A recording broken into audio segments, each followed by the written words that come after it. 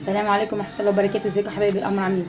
احنا النهارده هنجرب وصفه جديده نصبغ شعرنا اللي هو اللون الاحمر بمواصفات طبيعيه، يعني موجوده في البيت وما تاثرش على الشعر ولا تنشفه ولا تهيشه ولا تخليه يتاثر.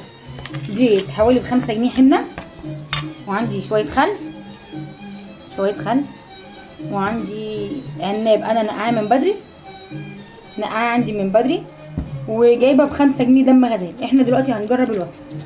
دلوقتي انا حاطه الحنه في طبق قديم عشان لو الطبق بتاعي باظ او جراله حاجه وانا مش محتاجه له. ودي هاجي بقى اتصفي عليها العناب شويه، انا هصفي شويه شويه بحيث ان انا ما تبقاش عندي، يعني عايزاها مش سايله قوي ولا اللي هي عجينه قوي يعني. دلوقتي انا عايزاها تبقى كده. هحط بقى شويه دم غزال عليها، ده اللي هيخلي اللون يثبت اكتر واللي هيثبت معايا اللون اكتر واكتر. شويه خل صغيرين، نحط نقطه خل ونقلبها كويس جدا.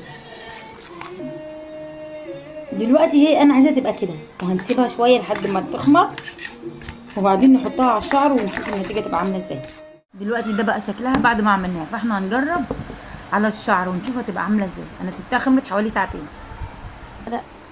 دلوقتي انا جبت شعري اهو، فرقته. انا شعري طبعا قصير، عملته كده فرق، وهبدا احط الحنه فيه. لبست تيشيرت اسود علشان لو وقع على حاجه ما تبهدلش الدنيا ولا تبهدل هدومي.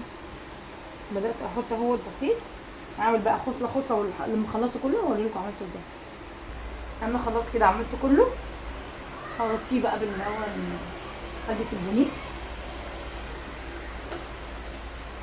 سيبه على شعري. عادي معايا، قولي. انا فاتحه الفيديو. هحط على شعري حوالي ساعتين وبعدين اغسل شعري واشوف النتيجه.